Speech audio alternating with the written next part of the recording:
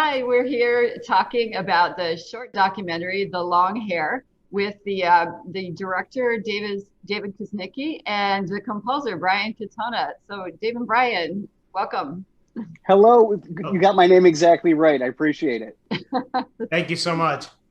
Yeah, we're so happy you can be part of the South Dakota Film Festival. It'd be even more fun if we were all sitting together in Aberdeen, South Dakota, and talking about it. But we'll have a good time doing this, I'm sure.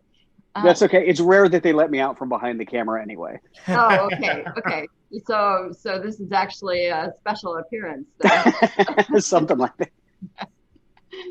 So this short doc, I really loved it.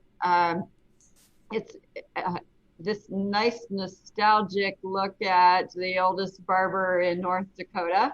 And Dave, can you tell us how you met Leroy Pedersen and why did you decide to make this doc, or what's the story behind it? Sure. Well, I think it's pretty obvious how I met him, right?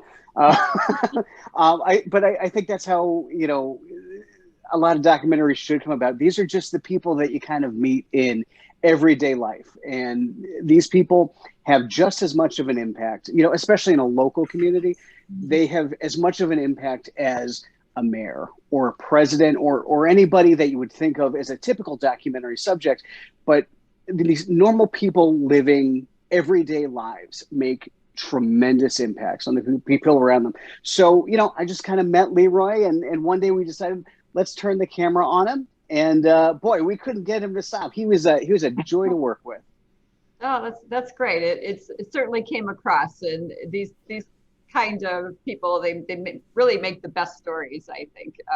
Just Absolutely. What I always tell people, and this is absolutely true, I've got a window just off screen here, and there is no story that you can tell me that's more interesting than anything I can do by throwing open that window and just looking outside for 1 minute. Those are the best stories.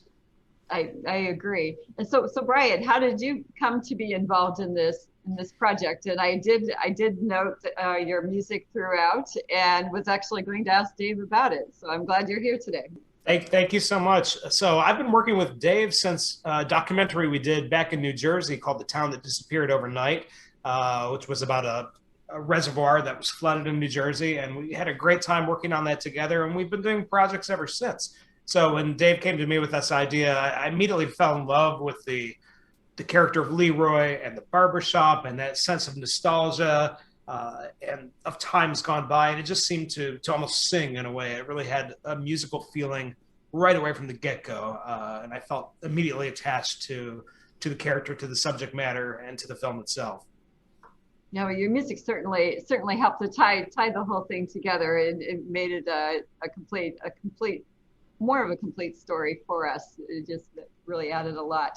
And when you speak of that leads me to the idea that you bring in at the end, David, about the institutional knowledge of men and how it's harder to be part of that club, and got me thinking of what do we lose when the world moves on. So I don't know if you'd want to elaborate That's, more on that. I think, yeah, I think that's an excellent point. And what that makes me think of, strangely enough, is even just the movie posters over my shoulder, where, you're seeing right now filmmaking and film distribution changing, and you're seeing, where even things like one sheets, which I collect movie posters, much to my wife's chagrin, but you're seeing them disappear, in terms of just, digital marquees, even everything is changing. And that's the one thing that film and especially documentaries can provide, which is just a snapshot of time.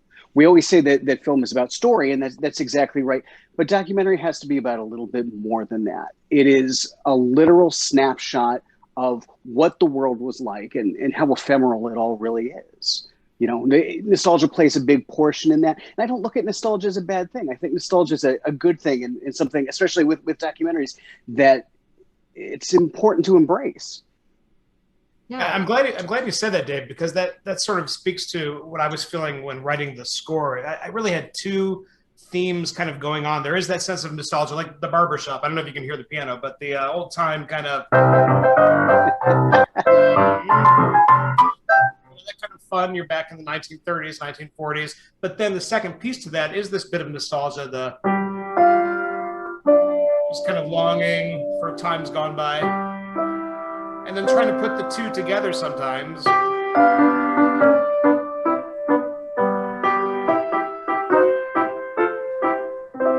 Just kind of a snapshot back in time, which is always a fun thing to try to capture. That was great. Brian is the real artist here, I have to admit.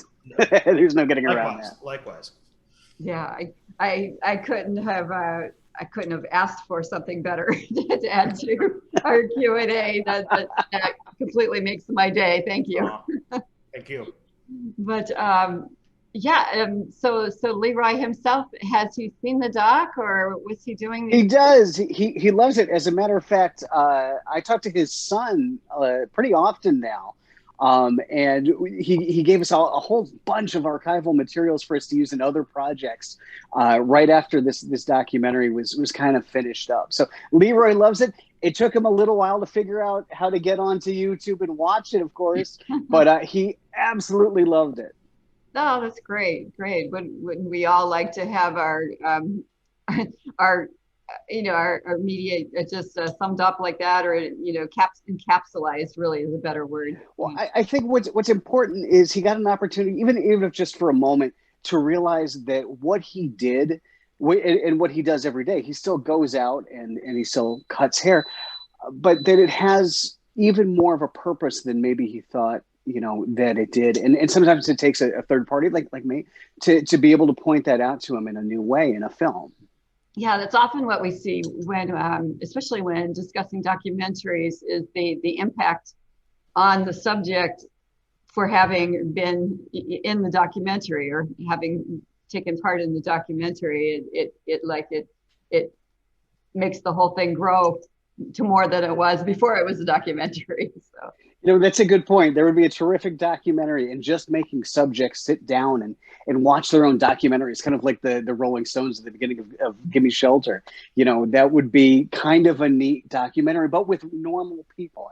That's a great idea. Yeah. Why don't you make that this year? Give it to me. You know what? I'm writing it down. You can't see it, but I'm writing it down. Okay. All right, good. Well, we loved it. It was an easy one. It came up on the screening, and it's like, yes, I love this. And well, thank you for the kind words. That really means a lot. And then it's North Dakota. We're in South Dakota, not too far over the border in Aberdeen, but we're very excited to play it. Before we close, do either of you have any other mentions or shout outs to anyone or anything? Well, I wanted to make sure, first and foremost, I wanted to thank Leroy for being a part of this. He didn't give us a second's worth of hesitation. He just said, come on down. And I also just want to, give a shout out to the other producer who couldn't be here today. His name's Eric Altoff. He and I have been working together. We actually grew up together as kids in New Jersey, and he and I have been working together on shows for, the past 7 or 8 years now. Oh, fantastic.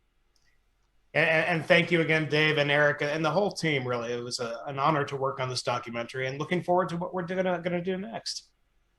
All right. Well, thank you so much for being part of the South Dakota Film Festival, and we look forward to more documentaries from the two of you in the future. So. Thank you. Thanks for having us. We really appreciate it. Thank you, Diane. All right. Thank you.